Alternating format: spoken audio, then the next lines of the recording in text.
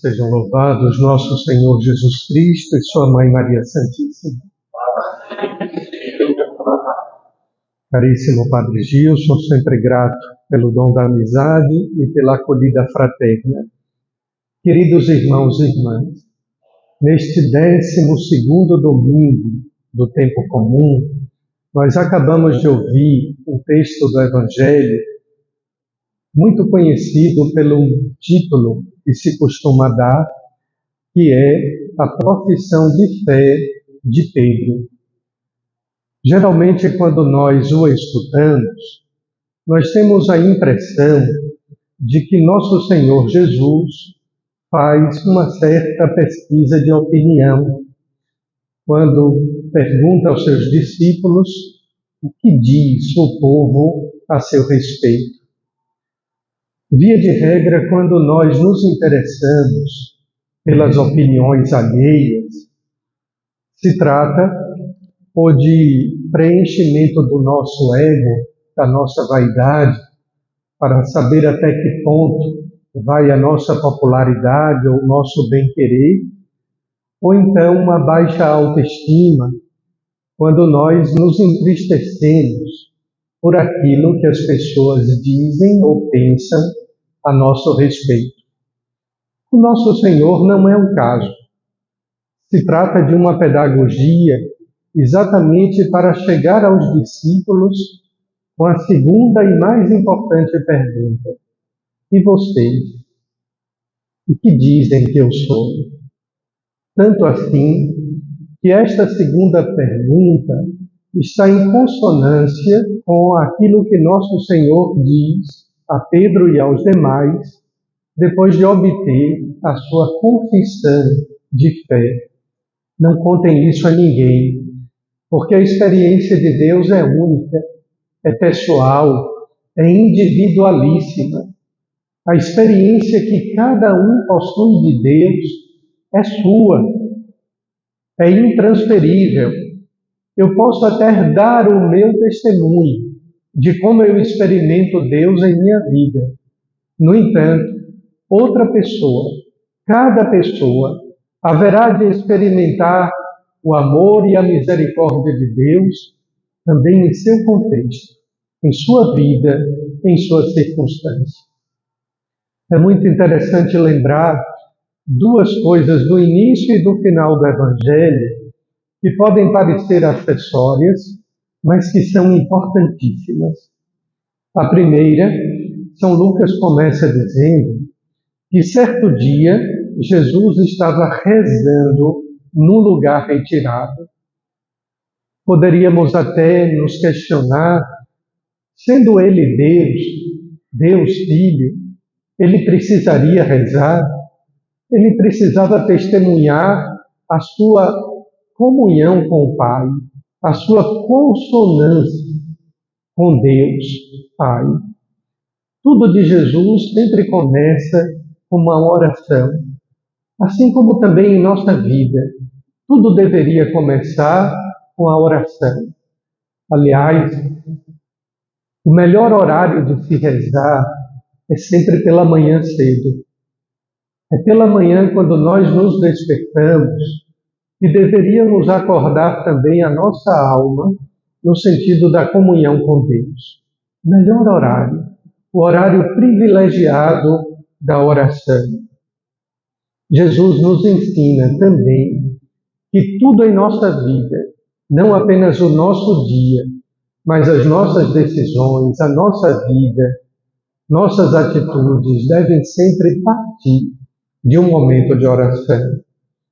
No final do Evangelho, Jesus anuncia que aquela confissão de fé, e é muito interessante essa palavra, confissão, porque geralmente nós atribuímos a confissão aos nossos pecados, mas na tradição da Igreja, os confessores da fé são aqueles que testemunham com a vida a sua fé. Daí o motivo pelo qual Nossa Senhora, em sua ladainha, é também chamada de Rainha dos Confessores, não dos padres que atendem confissão, mas dos confessores que confessam a sua fé.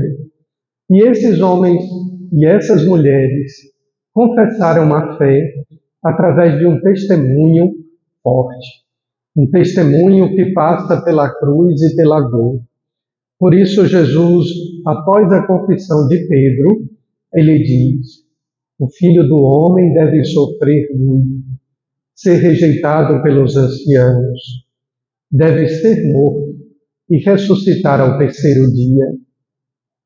A confissão de Pedro de que Jesus é o Cristo, é o Filho do Deus vivo, nos mostra que Jesus não é um rei messiânico, que ele vem não para nos libertar disso ou daquilo, mas a confissão de Pedro nos apresenta Jesus como um Deus Salvador, que vai nos redimir exatamente pela cruz e pelo sofrimento.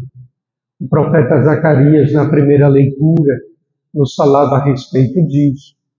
O profeta Isaías, a partir do capítulo 53, também nos fala do servo sofredor.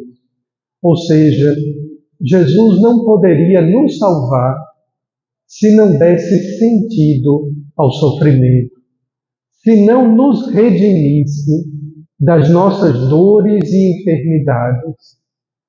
Daí o motivo pelo qual ele diz: o Filho do Homem deve sofrer muito.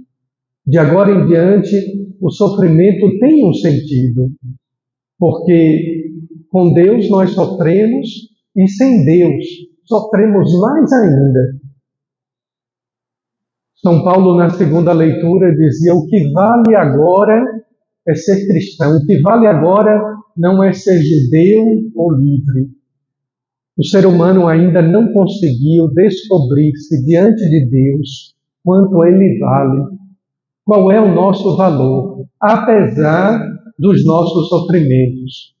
Às vezes nós confundimos tanto e valoramos as pessoas, damos valor à vida ou às coisas, se nós sofremos muito ou não sofremos, se somos felizes ou não.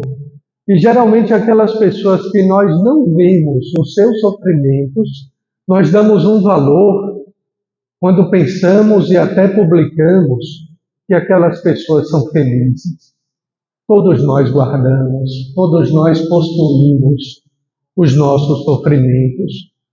Por isso, lá na Imitação de Cristo, o famoso livro de Thomas Kempis, no capítulo 2, no artigo 12, se fala exatamente da cruz que nos salva, da cruz que nos liberta, da cruz que dá sentido ao nosso sofrimento, da cruz que nos emancipa, que nos redime e que nos salva. No final do Evangelho, e aqui eu termino, Jesus diz: se alguém me quer seguir, renuncie a si mesmo e tome a sua cruz cada dia, a cruz de cada dia.